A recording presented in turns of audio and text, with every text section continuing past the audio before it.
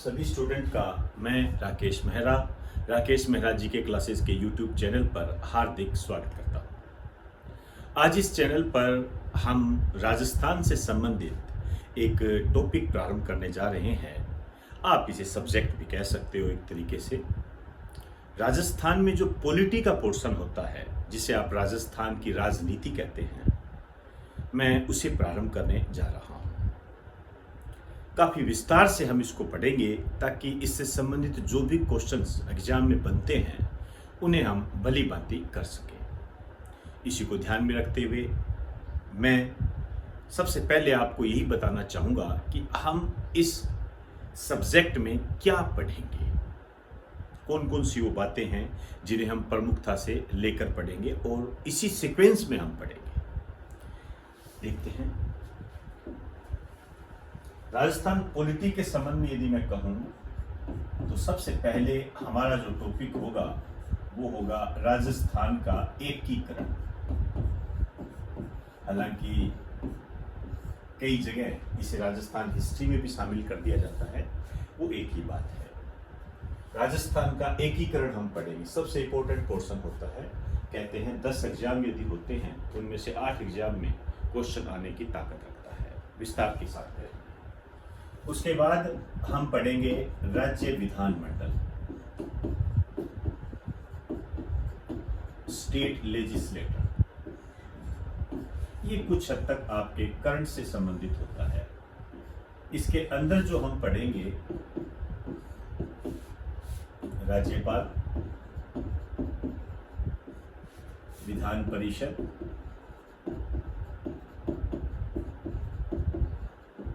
विधानसभा। हालांकि विधान परिषद राजस्थान में नहीं है, लेकिन इससे संबंधित जो भी अपडेट है हम करेंगे। इसके बाद हम इसके अंदर पढ़ेंगे स्थानीय स्वशासन।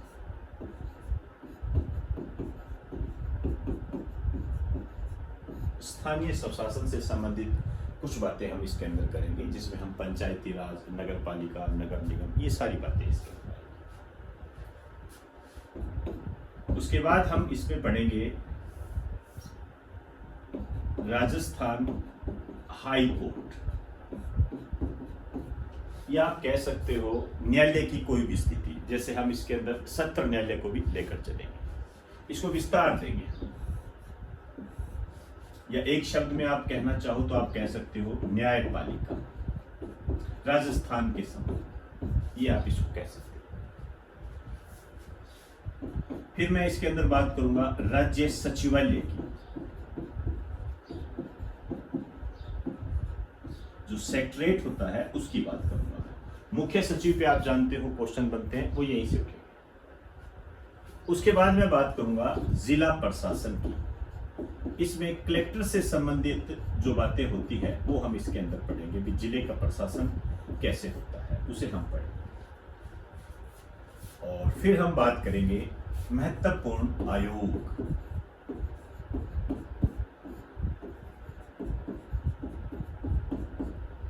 महत्वपूर्ण आयोग, इसकी हम बात करेंगे। इसके अंदर जैसे आरपीसी हो गया, चुनाव आयोग हो गया, महिला आयोग हो गया, उसकी हम बात करेंगे। और फिर मैं लास्ट में बात करूंगा विविध। इसमें विभिन्न प्रकार की संस्थाएं या छोटे मोटे वो टॉपिक जिन्हें हम किसी श्रेणी में डाल नहीं सकते, उसे हम लेकर चलेंगे। इन सब को कंप्लीट करने के बाद ही हम कह सकते हैं कि राजस्थान की पॉलिटी हमारी कंप्लीट हो गई। नहीं तो आधे अधूरे सिस्टम में हम जीते हैं और वो हमारे नाकामयाबी के कारणों में शामिल हो जाता है। ये सारे टॉपिक्स आपको बहुत विस्तार के साथ करने हैं। मैं शब्द इस्तेमाल करना हूँ, विस्तार के साथ करने हैं, तभी आप न्याय कर पाओगे। नहीं तो बहुत ही गलत कंडीशन आपके सामने आ जाएगी। वो इसमें से क्वेश्चन आते जरूर है। और अक्सर मैंने ऐसे देखा है कि इस पर जो टीचर्स है वो ध्यान भी कम देते हैं, लेकिन आपने इस पर ज़्यादा ध्यान देना है। वर्तमान में जो भी एग्जाम हो रहे हैं उसमें इसको काफ़ी हाईलाइट किया जा रहा है। तो एक बार आप इसका स्क्रीनशॉट ले लीजिए।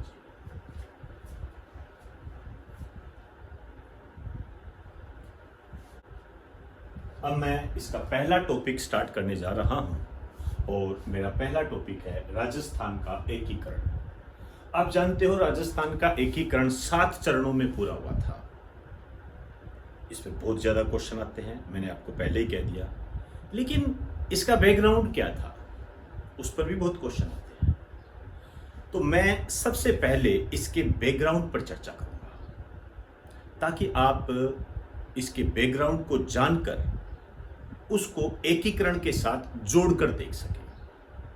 करना तो हमें राजस्थान को ही हाईलाइट है, हम इंडिया की बात नहीं करेंगे, लेकिन हम हल्का सा जोड़कर देखेंगे। जैसे मैं आपसे कहूं कि भारत की आज़ादी के समय कितने राज्य थे या कितनी रियासतें थी, अपने आप में एक क्वेश्चन बन जाता है। ये रियासतों में विलय का श्रेय किसे दिया जाता है, और फिर यदि हम राजस्थान को जोड़ें तो कम से कम हमें ये तो पता होना चाहिए ना कि राजस्थान शब्द का अर्थ क्या होता है।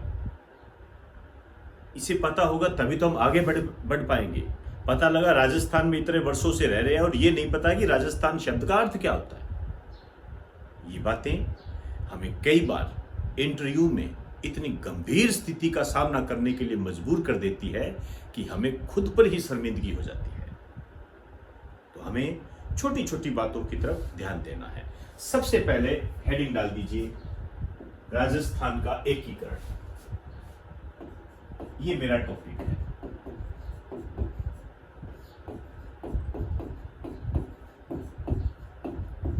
मैं पहले बैकग्राउंड की बात करूंगा, फिर मैं एकीकरण पर आऊंगा। जब भारत आजाद हुआ था उस समय 562 छोटी बड़ी रियासतें थी। एक लाइन लिख दीजिए।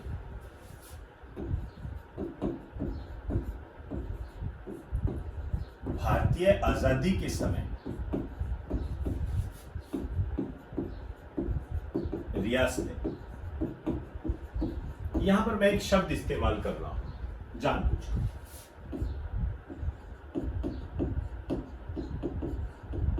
छोटे बड़े राज्य। भारतीय आजादी के समय कितनी रियासतें थी या कितने छोटे बड़े राज्य थे, तो ध्यान रखना 562 ये थे।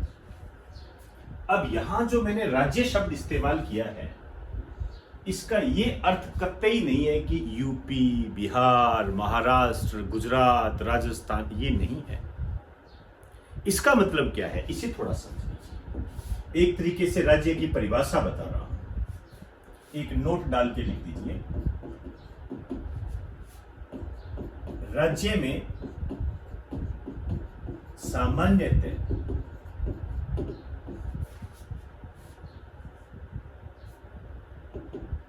चार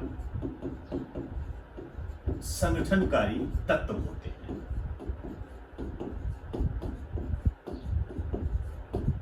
चार संगठनकारी तत्व होते हैं सामान्यतः। कहने का मतलब है कि राज्य मुख्य रूप से 4 तत्वों से मिलकर बना होता है। कौन कौन से 4 तत्व हैं? भूमि। अब भूमि का मतलब आप भली भांति समझते हो। इसके अलावा राज्य की जनसंख्या,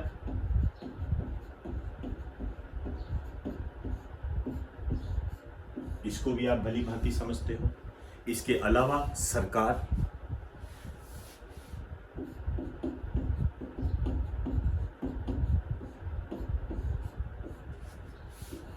और एक सार्वभौमिकता। ये जो सार्वभौमिकता है ये भारत के संदर्भ में कही गई है। ये तो अक्सर आपको मिल जाते हैं, लेकिन ये भारत के संदर्भ में कही गई है। एक लाइन लिख दीजिए। इसका प्रयोग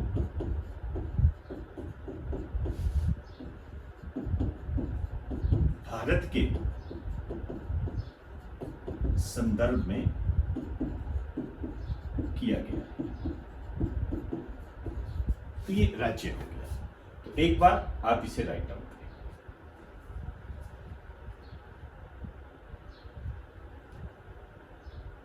आप जानते हो कि जब भारत आजाद हुआ था तो उसके बाद में रियासतों के एकीकरण की बातें चली, और एक क्वेश्चन आप कई बार देखते होंगे कि रियासतों में विलय का श्रेय किन्हें दिया जाता है। सरदार वल्लभ भाई पटेल को दिया जाता है। तो उन्होंने एक घोषणा की थी, उस घोषणा की चर्चा मैं करना चाहूंगा। एक लाइन लिखिए, भारत में रियासतों के विलय का श्रेय ये देते हैं सरदार वल्लभ भाई पटेल।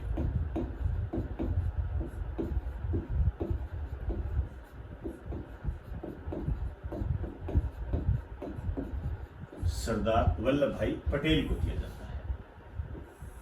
आप जानते हो इनका जो निक नेम है, लौह पुरुष के नाम से ये जाने जाते हैं। और इनका जो जन्मदिन है 31 अक्टूबर, ये राष्ट्रीय एकता दिवस के रूप में मनाया जाता है। मैं यहां पर इनकी ज्यादा चर्चा नहीं करूंगा, मैं राजस्थान के संबंध में पॉलिटी को ही लेकर चलूंगा। इन्होंने एक घोषणा की,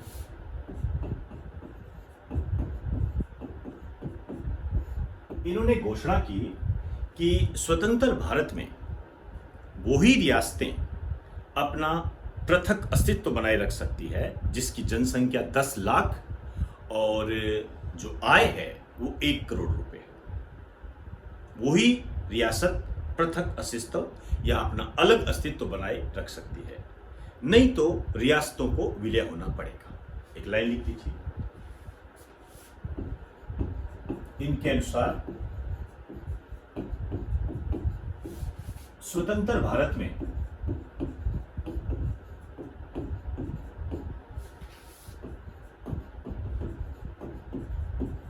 केवल वही रियासतें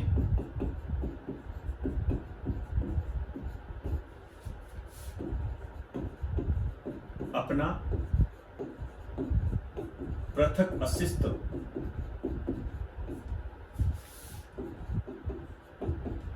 बनाए रख सकती है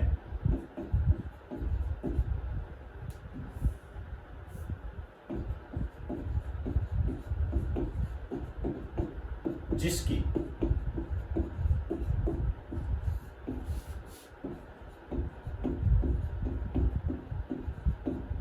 जनसंख्या 10 लाख और वार्षिक आय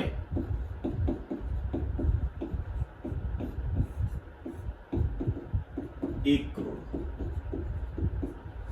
इन्होंने ये घोषणा की। तो इसके आगे की बात हम करते हैं। एक बार आप इसका स्क्रीनशॉट ले लीजिए।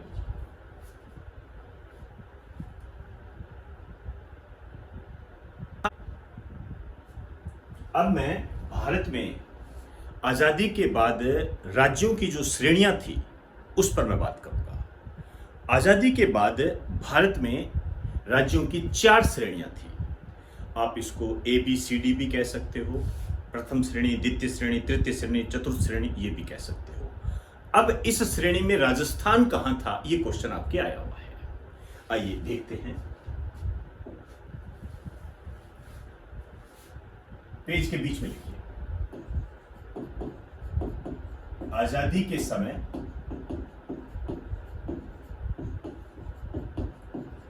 भारत में राज्यों की श्रेणी, कैटेगरी कहते हैं इसको। तो एक क्वेश्चन तो यही बन जाता है कि आजादी के समय राज्यों को कितनी श्रेणियों में विभाजित किया गया था। तो 4 श्रेणियों में विभाजित थी।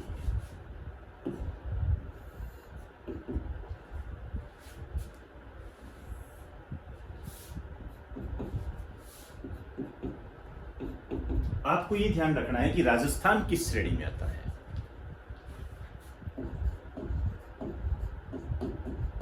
प्रथम श्रेणी,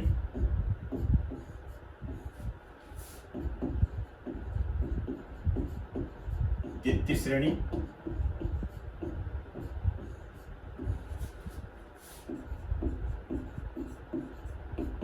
तृतीय श्रेणी,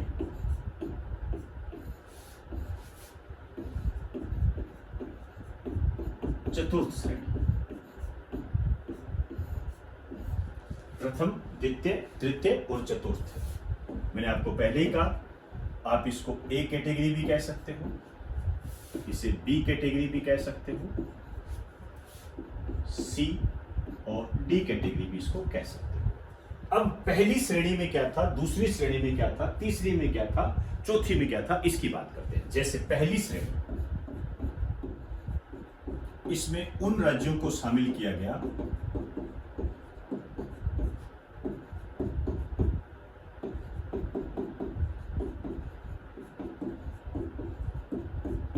जो आजादी से पहले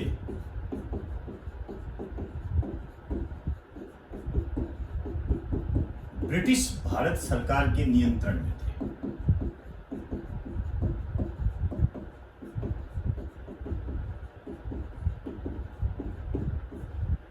ब्रिटिश भारत सरकार के नियंत्रण में थे, मतलब जिन पर ब्रिटिश भारत सरकार नियंत्रण करती थी, उन राज्यों को ए श्रेणी में शामिल किया गया या प्रथम श्रेणी में शामिल किया गया। ये कौन कौन से राज्य थे? बिहार, मद्रास, जिसको आज वर्तमान में आप चेन्नई बोलते हो, बंबई, कलकत्ता। ये 4 राज्य ए श्रेणी में थे। और जो दूसरी श्रेणी थी, इसमें थे, इसमें उन राज्यों को शामिल किया गया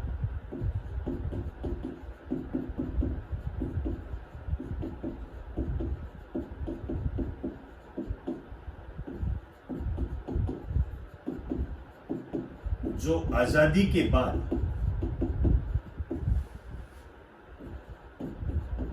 छोटी छोटी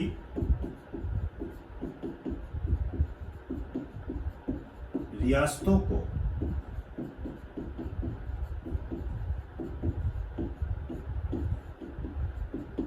मिलाकर बनाए गए थे। छोटी छोटी रियासतों को मिलाकर बनाए गए थे। अब आप देखिए, राजस्थान का एकीकरण जब हम पढ़ते हैं, कभी पढ़ा भी होगा आपने, हम 7 चरणों में कंप्लीट करते हैं। आप देखते हो, कभी कोई रियासत मिलती है, कभी कुछ। तो राजस्थान कौन सी श्रेणी में आ जाएगा? दूसरी श्रेणी में। इसी प्रकार की स्थिति जो है हैदराबाद पर भी लागू होती है, त्रावणकोर पर भी लागू होती है। तो लिख दीजिए ये कौन कौन से थे। जैसे राजस्थान, तो राजस्थान किस श्रेणी का राज्य हो गया? दूसरी श्रेणी का या बी श्रेणी का। हैदराबाद,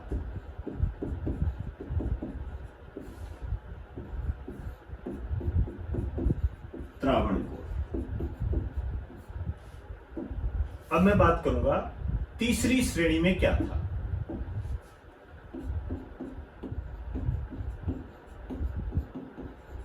इसमें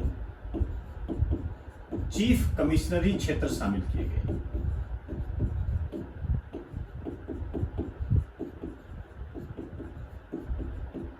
चीफ कमिश्नरी क्षेत्र शामिल किए गए। चीफ कमिश्नरी क्षेत्र को आप समझ सकते हो आज के संदर्भ में केंद्र शासित प्रदेश, यूनियन टेरिटरी है ना, उस रूप में आप जान सकते हो।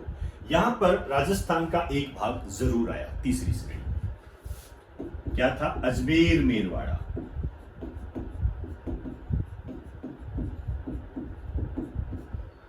और दिल्ली, ये इसके तहत आए। अब मैं बात करूंगा चौथी श्रेणी में क्या था। इसमें स्वतंत्र उपनिवेशों को रखा गया। कोई बड़ी बात नहीं है। उपनिवेश का मतलब वही है जो ब्रिटिश सरकार के अधीन थे। वे वो क्षेत्र जो ब्रिटिश सरकार के अधीन थे, अलग से रखा गया। तो आपके लिए सबसे महत्वपूर्ण बात जो है वो ये है दूसरी श्रेणी। दूसरी श्रेणी में राजस्थान को शामिल किया गया, लेकिन राजस्थान का जो वर्तमान में एक क्षेत्र है अजमेर, मेरवाड़ा, उसको तीसरी श्रेणी में शामिल किया गया था। तो जिस टाइप से क्वेश्चन आए आप उसको करने का प्रयास करें। तो एक बार आप इसका स्क्रीनशॉट ले लीजिए।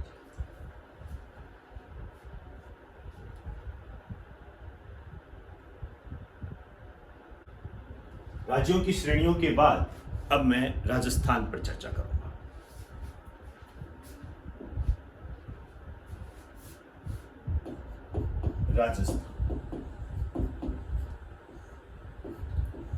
राजस्थान जो है ये दो शब्द से मिलकर बना है।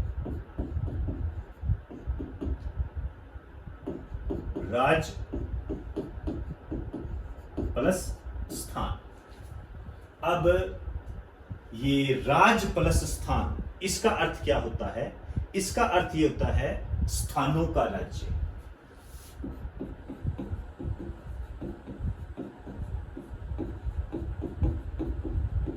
स्थानों का राज्य। आप कह सकते हो स्थानों में जो श्रेष्ठ है या राज्यों में जो श्रेष्ठ है वह राजस्थान है। एक लिख दीजिए अर्थ।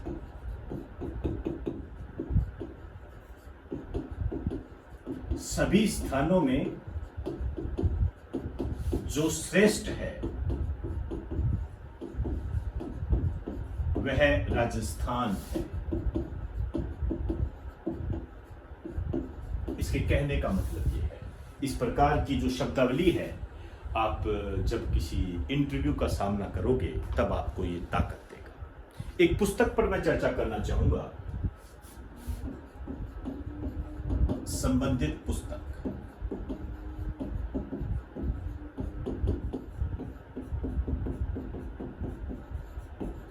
Political agent of west and middle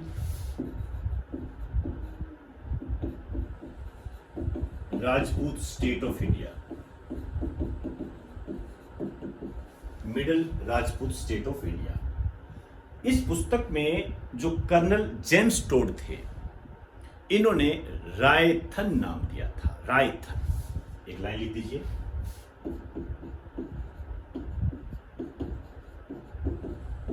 इस पुस्तक में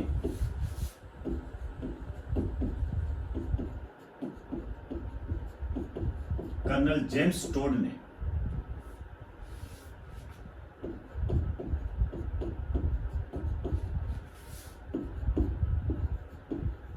रायथन नाम दिया। ये ध्यान रखना, बहुत इंपॉर्टेंट लाइन है। कर्नल जेम्स टोड के बारे में हम कई बार पढ़ते हैं, पहले मैं बता भी चुका हूं आपको। एक तो इन्हें कहा जाता है राजस्थान के इतिहास का जनक। हिस्ट्री में भी हम इनको पढ़ते हैं, इनकी पूरी डिटेल पढ़ी जाती है। और इनका जो निक नेम है घोड़े वाले बाबा, ये कुछ आपको रिवीजन के तौर पर मैंने बता दिया, हालांकि इसकी बात मैं पहले कर चुका हूं। एक बार आप इसका स्क्रीनशॉट ले लीजिए।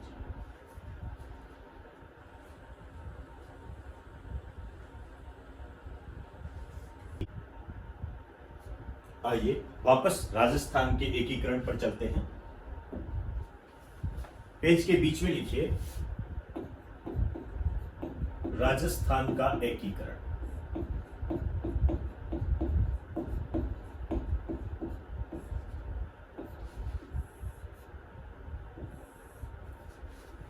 कुछ बातें करें।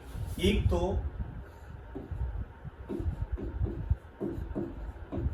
एकीकरण के समय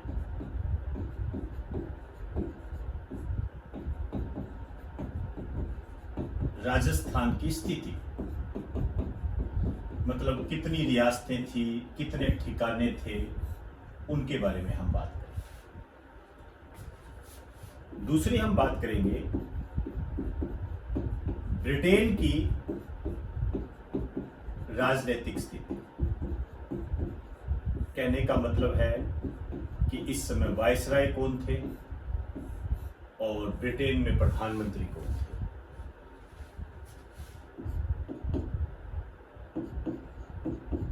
कितने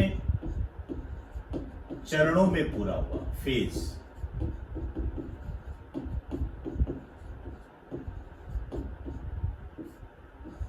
कितने चरणों में पूरा हुआ।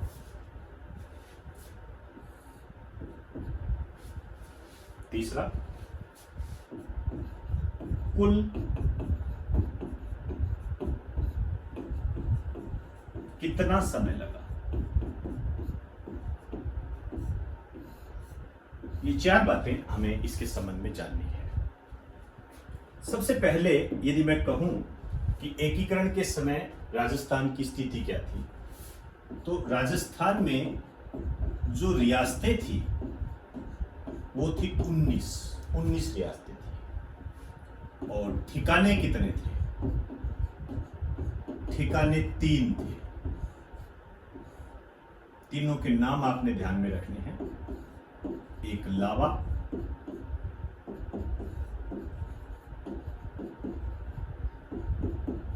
कुशलगढ़, नीमराना, आप जानते हो अलवर की स्थिति है, कुशलगढ़ बांसवाड़ा की स्थिति है, लावा टोंक की स्थिति है, और एक था चीफ कमिश्नरी क्षेत्र।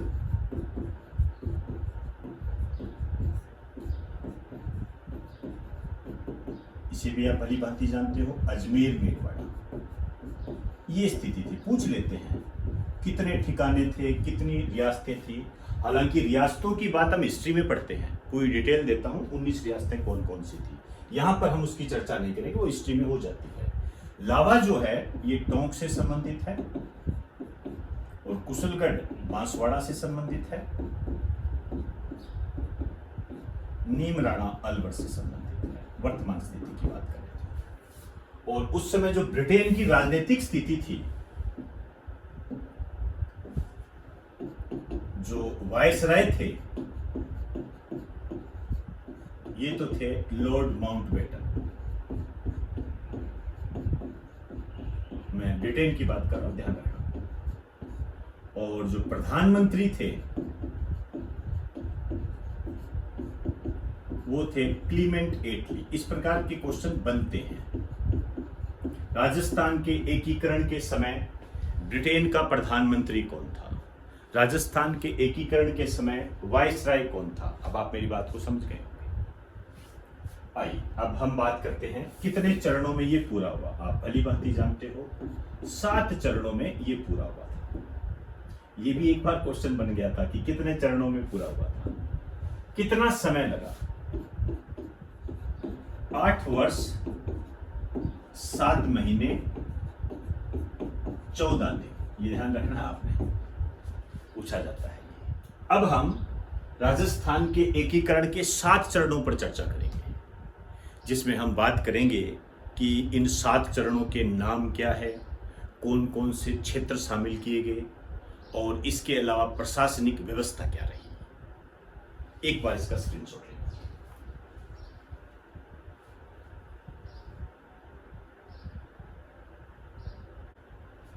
आइए अब हम एक टेबल के जरिए इसे समझने का प्रयास करते हैं। एक टेबल बनाइए साथ साथ। एक साइड में लिखिए चरण, और दूसरा कॉलम होगा हमारा नाम, मतलब इस फेज का नाम क्या था। शामिल क्षेत्र, और एक हम बात करेंगे प्रशासनिक व्यवस्था।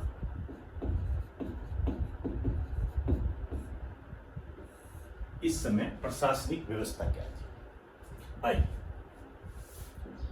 मैं पहले चरण की बात करूंगा। सबसे पहले इसको प्रथम चरण कह सकते हो आप। नाम इसका था मत्स्य संघ। लेकिन अब आपको यहां पर एक बात ये ध्यान रखनी है, डेट। पहले चरण की जो तिथि है उसको आपने ध्यान में रखना है।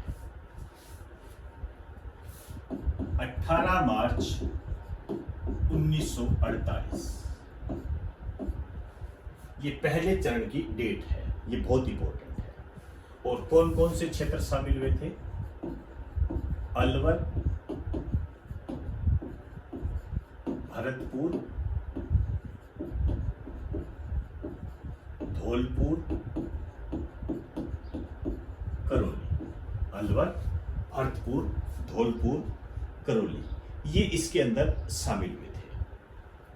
आप इसको ऐसे याद कर सकते हो ABCD के नाम से।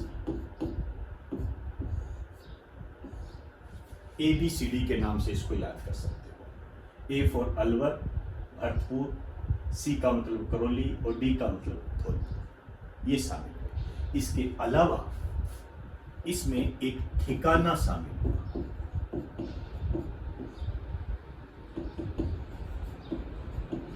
नीमराणा अलवर,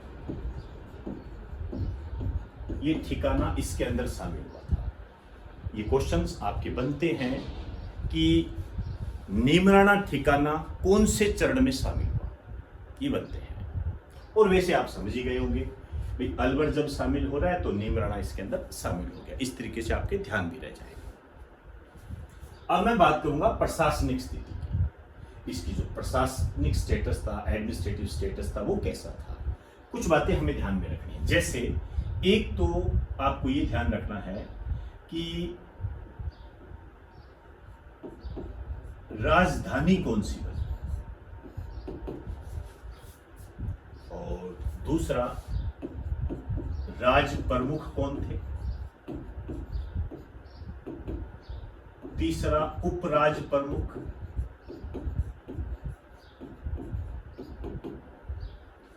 चौथा प्रधानमंत्री,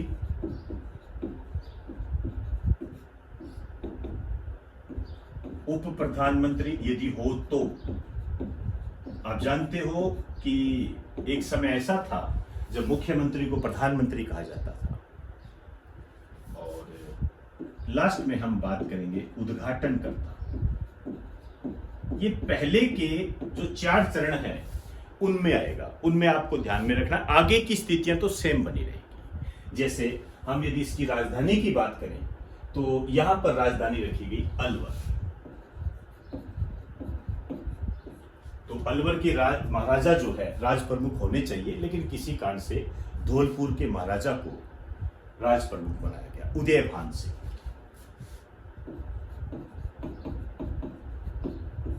महाराजा उदयभान से ये राज प्रमुख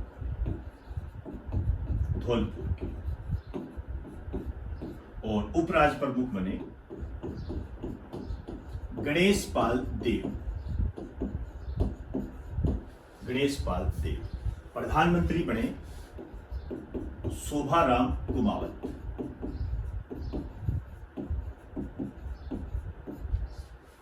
और जो उप प्रधानमंत्री बने, ये 2 बने थे। एक तो गोपीलाल यादव, एक युगल किशोर चतुर्वेदी।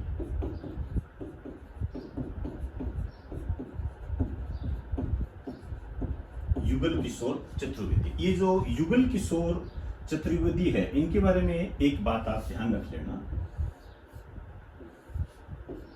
इनका एक निकनेम पूछा जा सकता है।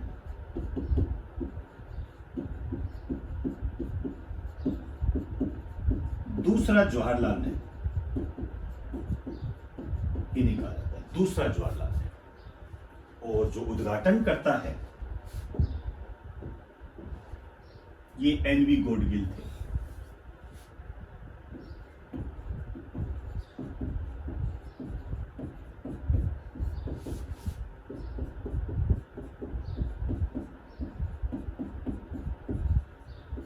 NV गोडगिल थे। तो ये पहला चरण था। एक बात और ध्यान रखें, ये जो मत्स्य संघ है इसमें लिखना, यह नाम KM मुंशी ने दिया था। कन्हैयालाल माणिकलाल मुंशी, KM मुंशी ने दिया था। एक बार ये क्वेश्चन पूछ लिया गया था। एक बार आप इसका स्क्रीनशॉट ले लीजिए।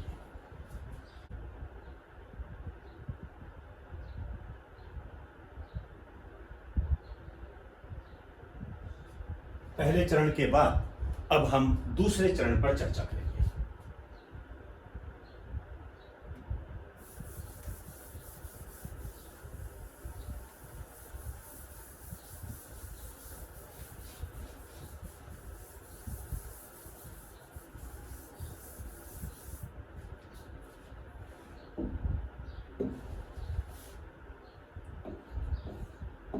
चरण, डेट याद रखनी है आपने। इसका नाम था राजस्थान संघ। कई जगह इसको पूर्व राजस्थान नाम भी दिया जाता है, एक ही बात है। डेट याद रखनी है 25 मार्च 1948।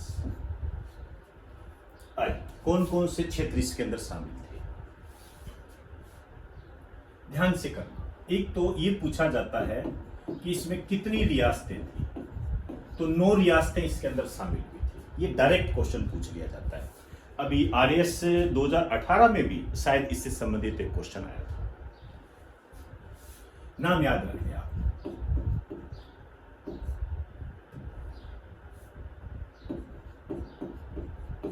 कोटा, बूंदी, झालावाड़। जैसे हम हाड़ौती प्रदेश करते हैं ना, 12 भी आता है, तो 12 नहीं है इसके अंदर।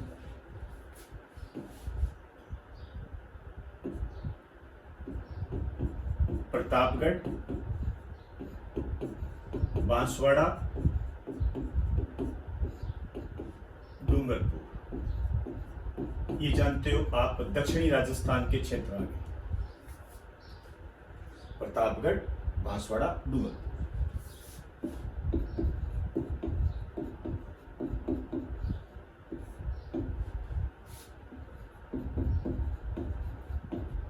शाहपुरा, टोंक। इसका एक कोड बताना चाहूंगा आपको।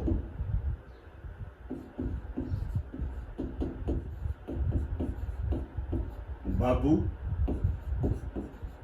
कीको, झाड़ू, परसाटू। आपके सामने है बा से बांसवाड़ा, बूंदी, किशनगढ़, कोटा, झालावाड़, डूंगरपुर, प्रतापगढ़, शाहपुरा, टोंक। लेकिन दोस्तों, यहां आपको एक बात कहना चाहूंगा, इन चीजों से दूर रहे। मेरा यहां बताने का उद्देश्य ये है, हालांकि आप लोग इनको बहुत पसंद करते हैं, लेकिन ये कुछ टॉपिक पर ही लागू हो सकती है। सारे टॉपिक पर यदि आप लागू करते हो तो वर्तमान समय में जो एग्जाम हो रहे हैं उनके साथ आप न्याय नहीं कर पाओगे। हाँ, थोड़े टाइम पहले चलते होंगे, उसमें हमें हंसी भी आती है, इंटरटेनमेंट भी हो जाता है, लेकिन अपने अनुभव के आधार पर बताऊं तो इनसे थोड़ी दूरी रखें। हाँ, कुछ हद तक आप इनका इस्तेमाल कर सकते हो, लेकिन ज्यादा नहीं। उल्टा आप यदि इसको बनाओगे तो ज्यादा अच्छा बनाओगे। अपने तरीके से आप कुछ करना चाहते हो तो आप स्वतंत्र हो, वरना इनसे थोड़ा दूरी ही बनाकर रखनी फायदेमंद रहती है। अब इसके अलावा इसके अंदर कुशलगढ़,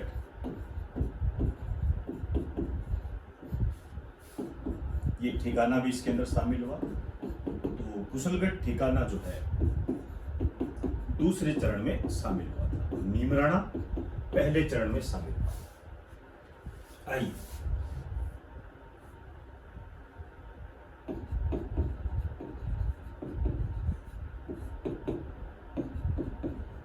राजधानी, राज प्रमुख, उपराज प्रमुख,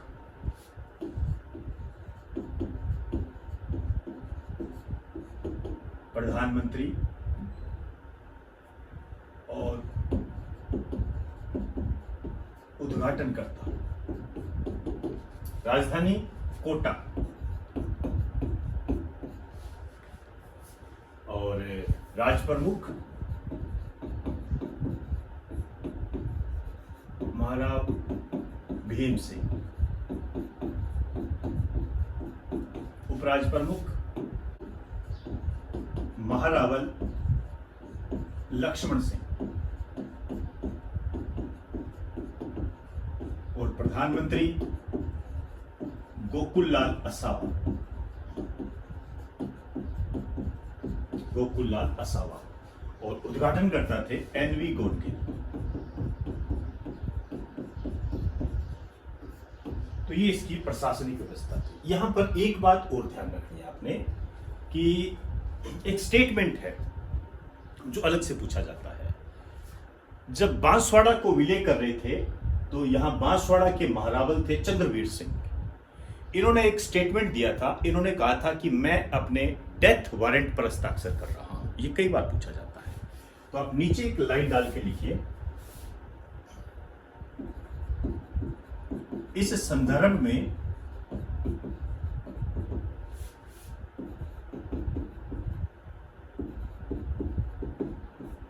बांसवाड़ा के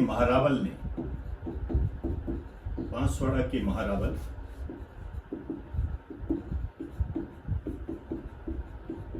चंद्रवीर सिंह ने विलय पत्र पर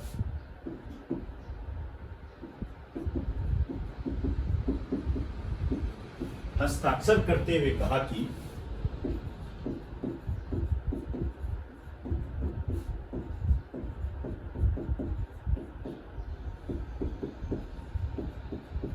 मैं अपने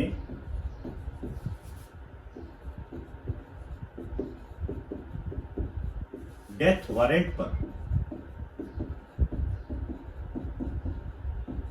हस्ताक्षर कर रहा हूं। इसको अलग से कई बार पूछा जाता है कि किसने कहा था कि मैं अपने डेथ वारंट पर हस्ताक्षर कर रहा हूं।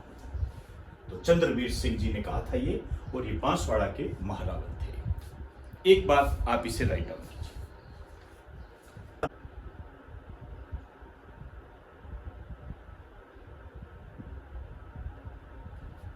आइए दूसरे चरण के बाद अब हम तीसरे चरण पर चर्चा करते हैं।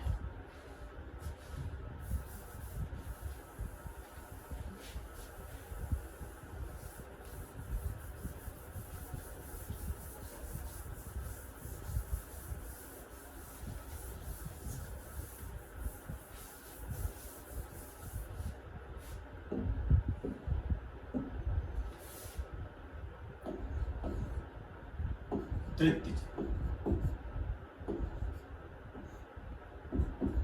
18 अप्रैल 1948, ये डेट आप याद रखें, और इसका नाम था संयुक्त राजस्थान। संयुक्त राजस्थान था। अब शामिल क्षेत्र को ध्यान से समझ लीजिए। एक तो इसके अंदर जो दूसरा चरण था, पूर्व राजस्थान, या आप कह सकते हो राजस्थान संघ, ये शामिल हुआ।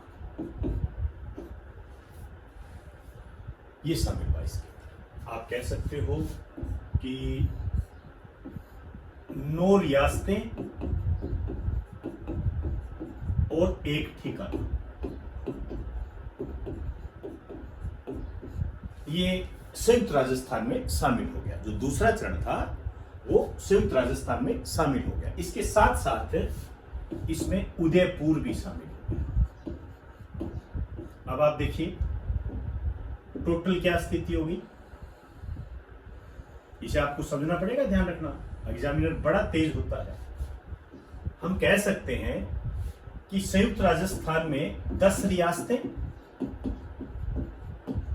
उदयपुर मतलब मेवाड़, और एक ठिकाना।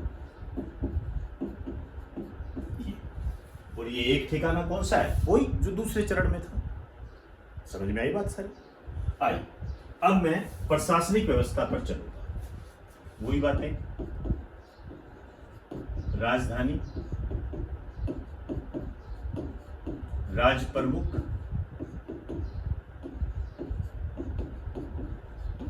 उपराज प्रमुख,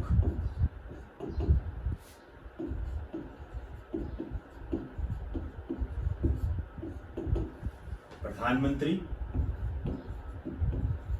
और उद्घाटनकर्ता। राजधानी उदयपुर, राज प्रमुख महाराणा भूपाल सिंह, मेवाड़, और यहाँ जो उपराज प्रमुख बने वो बने थे कोटा के महाराव भीम सिंह, जो दूसरे चरण में राज प्रमुख थे। महाराव भीम सिंह कोटा। प्रधानमंत्री थे माणिक्यलाल वर्मा।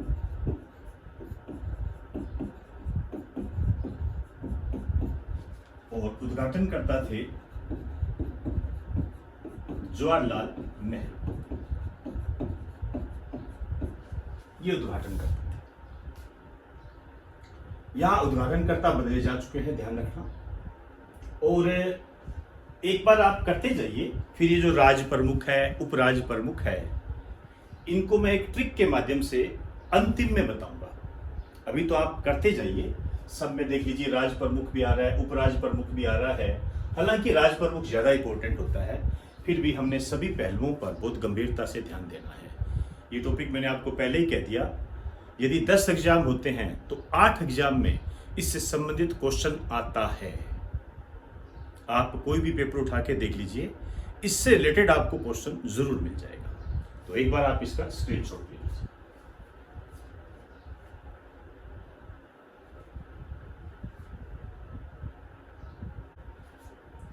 तो दोस्तों, आज हमने राजस्थान पॉलिटी के पहले पार्ट में इसके सिलेबस को जाना और राजस्थान के एकीकरण का पहला टॉपिक हमने स्टार्ट किया। इसके और भी चरण बाकी है, इसकी बात मैं अगले पार्ट में करना चाहूँगा, क्योंकि काफ़ी लंबा प्रोसेस है ये और इसमें बहुत सी नई बातें हम ऐड करके पढ़ेंगे। कुछ अपडेट आपको करवाऊँगा और सिस्टमेटिक तरीके से हम इसको लेकर चलेंगे। इस टॉपिक में से मैंने आपको पहले ही कह दिया, क्वेश्चंस की काफ़ी भरमार रहने लगी है वर्तमान में, तो बहुत गंभीरता से लें इसे। अक्सर स्टूडेंट इसे छोड़ देते हैं या पंचायती राज, स्थानीय स्वशासन से संबंधित कुछ टॉपिक करके हल्का फुल्का मुख्यमंत्री के बारे में पढ़कर इसको क्या करता है, इतिश्री मान लेता है। ऐसा नहीं है। वर्तमान में यदि आपको अपॉइंटमेंट लेटर लेना है तो इसको बहुत गंभीरता के साथ आपको करना पड़ेगा और उसी दिशा में मैं प्रयास कर रहा हूं। आपको पूरे एक्सप्लेन तरीके से ये करवाया जाएगा और यहाँ पर यही बात लागू होती है, यही पढ़ना है, इसके अलावा कुछ नहीं पढ़ना है। इससे संबंधित जो भी आपके टेस्ट होंगे वो ऑनलाइन ऑफलाइन दोनों में होंगे। आपको जो भी उचित लगे आप वो रास्ता अपना सकते हो। तो इसके अगले पार्ट में हम चौथे, पांचवें, छठे और सातवें चरण को कंप्लीट करेंगे व्याख्यात्मक रूप में। तब तक के लिए आप मुझे इजाजत दीजिए। आप सभी को मेरा नमस्कार।